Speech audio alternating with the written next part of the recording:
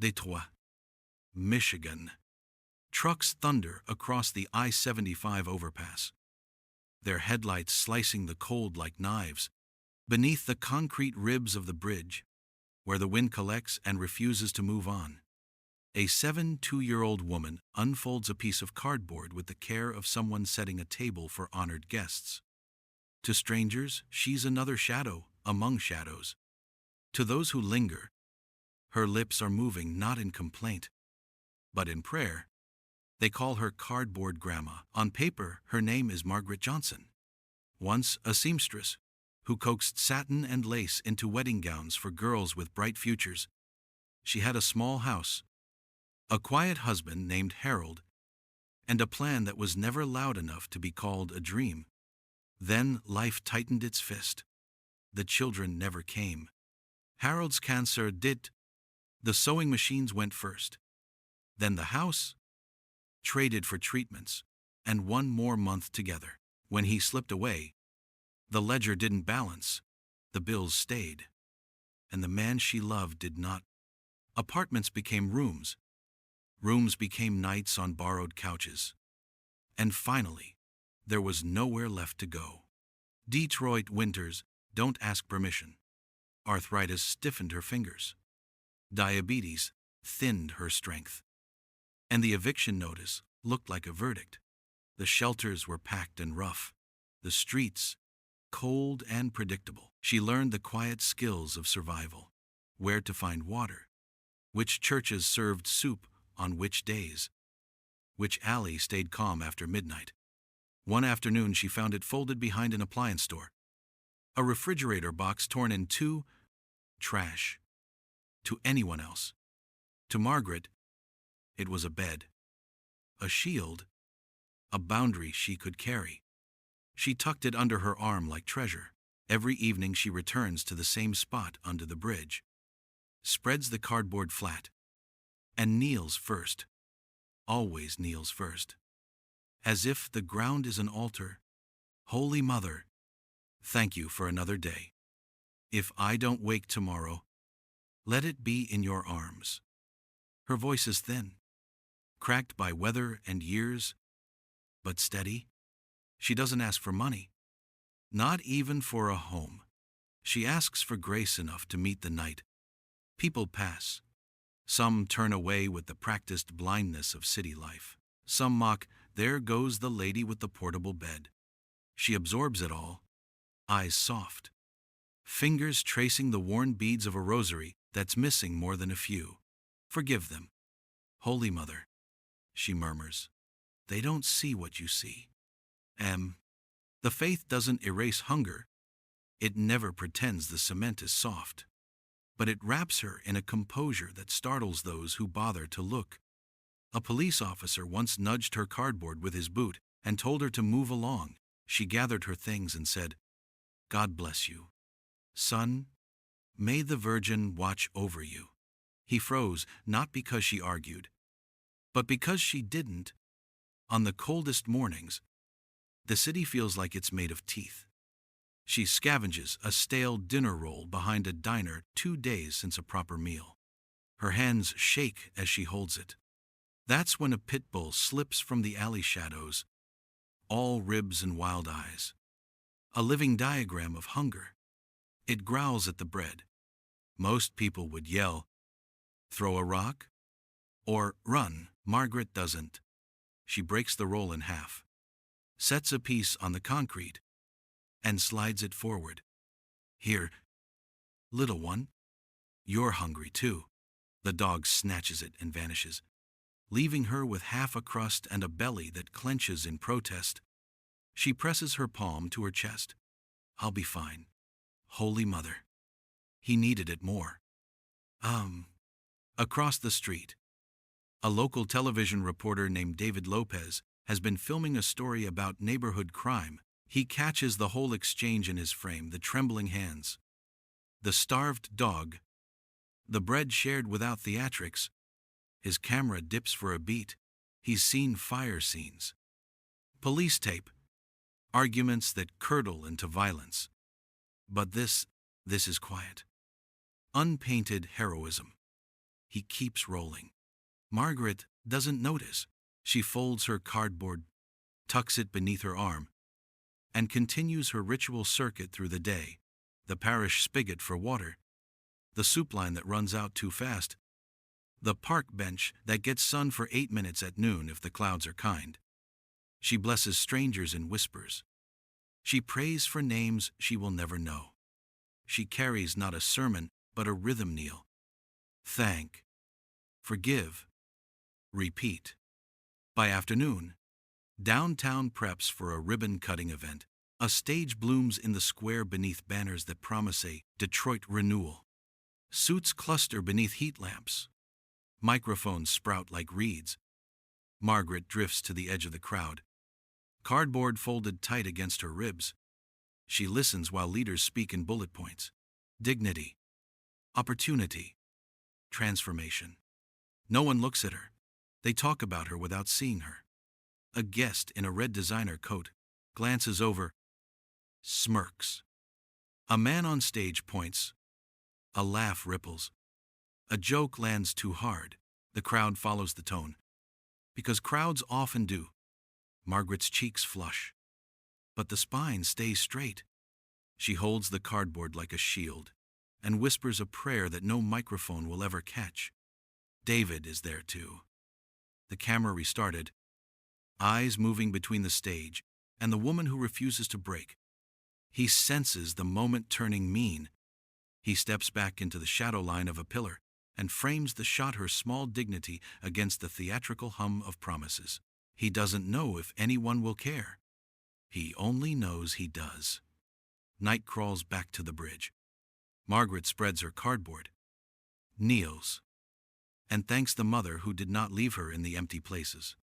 Truck lights draw stripes across the pillars. The city hum is a lullaby that never really soothes. She lifts the rosary to her lips. If I don't wake tomorrow, let it be in your arms. And, across town, a reporter backs up footage on an old laptop. The cursor blinks in the title field longer than it should. Finally, he types, "Cardboard Grandma, dignity you can't crush." He doesn't hit upload. Not yet. He just watches.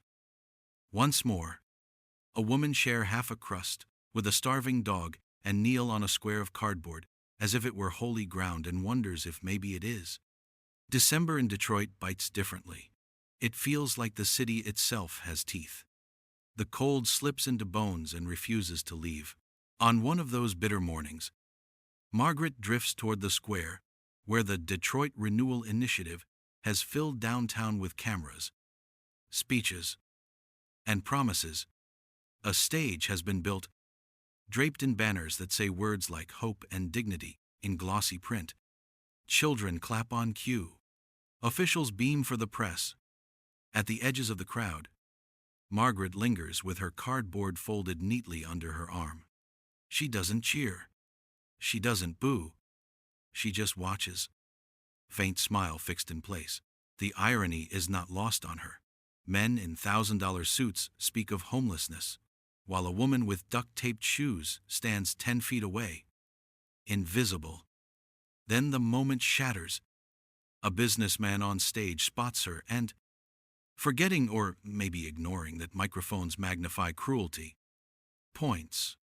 "And what about that old woman over there? Is she the future we're talking about?" Laughter tumbles from the crowd. The mayor chuckles, adding fuel. "She's been sleeping under bridges for years. Some people can't be helped." The crowd laughs louder. Margaret lowers her eyes, but does not crumble. She tightens her grip on the cardboard, as though it's a shield, and whispers words no microphone catches. "Forgive them, Holy Mother. They don't know what they do." But the crowd isn't finished. A woman in a red designer coat steps off the stage, carrying a plate with a sandwich stacked high with meat and cheese. Cameras turn. She leans in for the shot. "Here you go. Grandma, you must be starving." Margaret's face brightens, her hand trembling as she reaches out. At the last moment, the woman lets the sandwich fall. It lands in the dirt with a sick thud. "Oops," Ha! The crowd roars. She presses her heel into the bread, grinding it into mud. You're used to eating off the ground, aren't you? Phones snap photos. Laughter cracks like whips. Margaret bends down slowly. Not in shame, but in age and hunger, she gathers each piece of the ruined sandwich with the same delicacy. A florist gathers roses. She brushes the crumbs clean against the hem of her coat, tucks them into her torn grocery bag, and whispers again, unheard, "Holy Mother, forgive them." Then she walks away. The politicians continue their show. The crowd's laughter fades into gossip, but one man does not move: David Lopez. The reporter, from the shadows, his camera records every second. The cruel laughter, the sandwich in the dirt, the quiet dignity of a woman who refuses to curse. His chest tightens as he hits save. He doesn't know it yet, but this footage will do what no speech could: shake a nation awake. That night, in his apartment, David watches the clip again and again. He edits out the names, the yearing voices, the sound bites. He leaves only her, frail, kneeling, gathering food with trembling hands. Across the screen, he types, "Cardboard grandma. True dignity cannot be destroyed. Et achata sera 47 pi sans me displace. M." He uploads it to his social media accounts: Twitter, Instagram, Facebook, TikTok. He doesn't expect much. A few shares, maybe. He closes his laptop and sleeps. By sunrise, the world is on fire. His phone vibrates off the nightstand with notifications. The clip has already surged past 1 million views. By noon, it's at 5 million. By evening, 20. The hashtag number cardboard grandma trends in every time zone. Celebrities repost it. "This woman has more grace than anyone I know." Influencers cry on camera. Morning anchors play it on repeat. Comments flood in. "I'm not religious, but this feels holy. She has nothing, yet she forgives. I'm crying. How can we help her? Where is she?" But the ripple effect is what startles most. Donations spike at shelters. Soup kitchens run out of volunteers, not because they're short, but because too many people sign up. Strangers keep blankets and sandwiches in their cars, handing them to the homeless at red lights. In neighborhoods far from Detroit, people look at the ignored and invisible differently. Because one woman's quiet faith has been seen. Margaret, meanwhile, as Nuidea, under the overpass, she prays her familiar prayer with the same steady voice. She doesn't know she has become a symbol. She doesn't know that across the country, priests reference her in sermons and late-night hosts choke up when describing her dignity. She doesn't know that the Virgin Mary has taken her life and lifted it like a lantern for the world. By the third day, reporters flood Detroit with her image on their phones. "Do you know this woman?" Some scoff. "She's crazy." Always mumbling prayers. Others soften. "She once gave me half her soup." A street vendor finally points them toward the bridge. She's there every night. Folks call her Cardboard Grandma.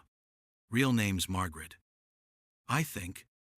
That evening, David returns not alone this time. He brings fellow reporters, social workers carrying blankets, and a woman named Elena from a Catholic foundation in Chicago. They find Margaret curled on her cardboard, rosary tangled in her fingers. She stirs awake, startled. "I'm sorry. Am I in your way? I'll move." David kneels, voice cracking. "No, ma'am, please don't move. We came to find you." For the first time in years, Margaret isn't invisible. She blinks at the faces, at the warmth in their voices. She asks softly, "Why are you here?" "I'm just an old woman with a piece of cardboard." Elena takes her hand. "No, Margaret, You're the woman who reminded the world what dignity looks like. Millions have seen you. They're not laughing. They're praying. They're giving. They want to meet the woman who never lost her faith. Tears slipped down Margaret's cheeks. I didn't do anything special. I only prayed to the Blessed Mother and tried to share what little I had.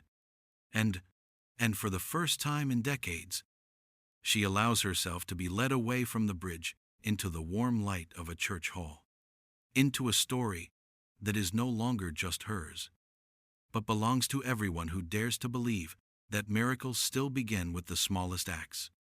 Inside the parish hall, Margaret feels like she's stepped into another world. The air is warm, lit not by street lamps, but by votive candles, flickering in quiet reverence. A priest named Father Michael lays a plate of hot food in front of her. For a moment, Margaret hesitates, folding her hands first, whispering her same nightly prayer. Thank you, Holy Mother. Then she takes her first bite of a real meal in years. That night she sleeps in a bed, a real bed. Not concrete, softened by cardboard, her body sinks into the mattress. But her heart struggles to believe this isn't a dream. Yet when morning comes, the miracle only deepens. The small parish has become a command center. Donation pour in first hundreds, then thousands, then millions. The Catholic Foundation Elena represents announces a new initiative, Mary's Hope for All, a nationwide movement to build shelters, soup kitchens, and mobile medical care for the homeless dedicated in Margaret's honor, Lepata Svam.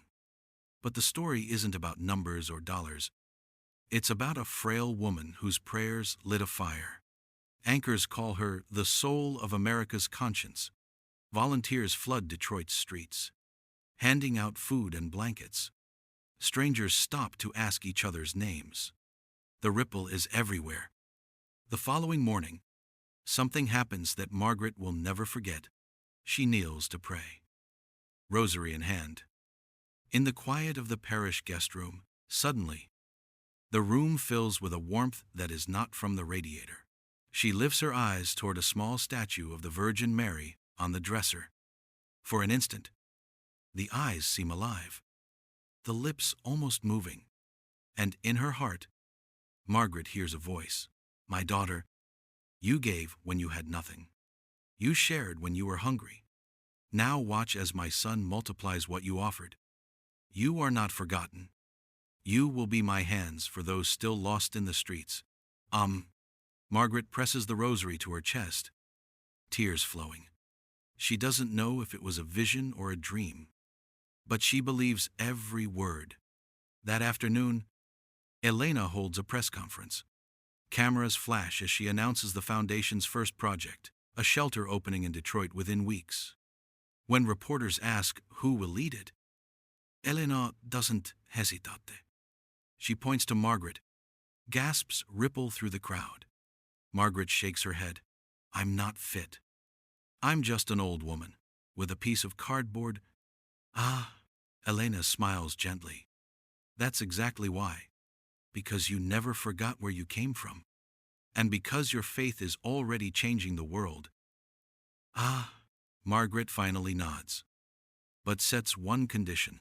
Let me sleep on my cardboard once a week. So I never forget the bridge and those still waiting for their miracle. The room falls silent. No one questions her. They understand. Weeks later, the first shelter opens in a renovated church basement. 50 clean beds, hot meals, medical care, but something about this place feels different. People enter with heads held a little higher. There are no harsh voices, no judgment, only dignity. Margaret insists on being there every morning. She greets each person by name, even if she met them only once. Good morning, Robert. How's your cough today? Hi, Teresa. Did your grandson like the shoes? God bless you. Mark. The Virgin hasn't forgotten you. And Ev. Volunteers watch in awe. For the homeless, Hearing their names spoken with tenderness is as healing as the soup or the medicine. From Detroit. The flame spreads. A soup kitchen opens in Chicago, then Cleveland, then Milwaukee. A Catholic medical van makes rounds under bridges, treating wounds and infections. Merchants who once chased Margaret away now set aside boxes of food. Children organize blanket drives instead of bake sales. Neighbors who used to pass in silence now stop and ask, "How are you today?" Reporters call it the Margaret effect. Priests preach about it in Sunday homilies. Local leaders, who once mocked her, now quote her words on television. Yet Margaret stays the same.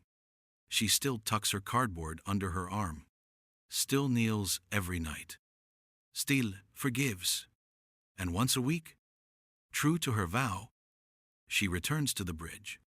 Volunteers sometimes join her, placing their own cardboard beside hers in solidarity. To some, it looks odd. To Margaret, it is sacred. "If I forget the bridge," she says softly, "I'll forget the ones still out here. And the Blessed Mother didn't lift me up so I could turn my back." And by the following year, her story is no longer just a viral clip. It is a movement. Cities across America replay the footage of her gathering her crushed sandwich, lips moving in prayer. In London, newspapers headline, "Cardboard Grandma Teaches the World Dignity." In Brazil, bishops speak of her faith during Mass. In the Philippines, congregations light candles for her. The Catholic Church takes notice, not through encyclicals or policies, but through her witness. Margaret's life does what papers and speeches could not. It reminds the world that poverty is not numbers, but names, not statistics, but faces. And then, an invitation arrives from New York. The United Nations wants her to speak at the General Assembly on human dignity. Margaret hesitates. "I'm no speaker. I don't know the language of politicians." But Father Michael encourages her. "You don't need polished words. You only need the truth of your heart. That's what the world longs for." And oh, when the day comes, she steps to the podium, dressed in her simple coat, cardboard tucked under her arm. Delegates from around the globe shift in their seats. Curious, Margaret places the cardboard on the podium and begins, voice trembling, then steadying. "My name is Margaret Johnson. For 2 years, this cardboard was my home under a Detroit bridge. People laughed at me, stepped over me, called me useless. But the Virgin Mary never turned her face away. She taught me that poverty is not the absence of money. It is the absence of love, and love can be restored if we dare to see one another as family." And when she finishes, the hall erupts. Delegates rise to their feet, many with tears in their eyes. Margaret hasn't delivered policy or politics. She has delivered truth, clothed in humility. The clip of her speech races across the internet just as the first viral video had glipped, but this time, she knows, and she bows her head, whispering once more, "Holy Mother, let them see you, not me." After her United Nations speech, Margaret can no longer slip through crowds unseen. Yet she remains unchanged, the same woman with silver hair tucked into a scarf, the same one who folds her cardboard square as carefully as others fold silk. When reporters ask what she thinks of the global attention, she simply lifts the piece of cardboard. "This is my real prize. This is where the Virgin found me." With the surge of donations, the foundation launches its boldest project yet, the Cardboard University of Mary, not a university of ivy-covered walls and lecture halls, but one where the professors are men and women who once slept under bridges, veterans who knew the ache of forgotten service, mothers who endured nights on sidewalks with children clutched against them, former addicts who clawed their way back from shadows. The curriculum is unlike any other. How to forgive when cruelty breaks you. How to give when you have nothing left. How to see dignity when the world calls you worthless. How to find Mary's presence in the darkest nights. Executives and politicians sit beside the poor, listening in silence. For many, it is the first time they've seen poverty, not as a statistic, but as a teacher. The phrase cardboard university spreads globally. In Mexico City, shelters paint its motto on cardboard signs. Those who give when they have nothing will receive without measure. In Madrid, parish halls turn into classrooms. In Nairobi, children write "Grandma of Hope" on their notebooks. The movement doesn't just build shelters, it softens cities. Employers create second-chance jobs. Schools require service in shelters. Families keep bags of food in their cars. In Detroit, where it began, neighbors who once avoided the homeless now greet them by name. Journalists call it a revolution of compassion. Margaret calls it the Blessed Mother's work. And, through it all, she remains grounded. Once a week, she still lays her cardboard beneath the I-75 bridge. Volunteers often join, spreading their own cardboard squares beside hers. To some, it looks eccentric, but to Margaret, it's sacred. Miracles don't begin in palace, she explains softly. They begin in forgotten corners, where faith clings to survival. End quote. By the time she turns 80, the Margaret effect is a global phrase. Governments adopt new homelessness policies. Churches renew their outreach. Universities teach her as a case study in ethics and theology. She meets presidents and bishops. She addresses rallies and classrooms, yet she refuses luxury, living simply so the mission can grow. When offered expensive clothes, she chooses instead a sturdy coat and patched shoes. Her wealth, she says, is measured in love. Then comes Oslo. The Nobel Committee awards her the Peace Prize for her role in transforming compassion into a global movement. Standing on stage, applause thundering, she lifts her cardboard above her head. This is my real prize. Because this is where Mary found me. Cameras flash. But the image that endures is not her medal. It is the cardboard square raised like a flag of dignity. Her final years are a blend of recognition and humility. She speaks at universities, reminding young people that poverty is not the absence of money, but the absence of love. She visits shelters, hugging children and blessing the sick. She still insists on returning to her bridge each week, even when her steps grow slower and her hair turns snowy white. Formerly homeless friends join her, sitting on cardboard squares in solidarity. The day of her passing comes quietly. She insists on spending one more night beneath the bridge. Wrapped in a thin blanket, cardboard beneath hair, she prays her familiar prayer. Holy Mother, thank you for another day. If I don't wake tomorrow, let it be in your arms. At dawn, she does not wake. News sweeps the world.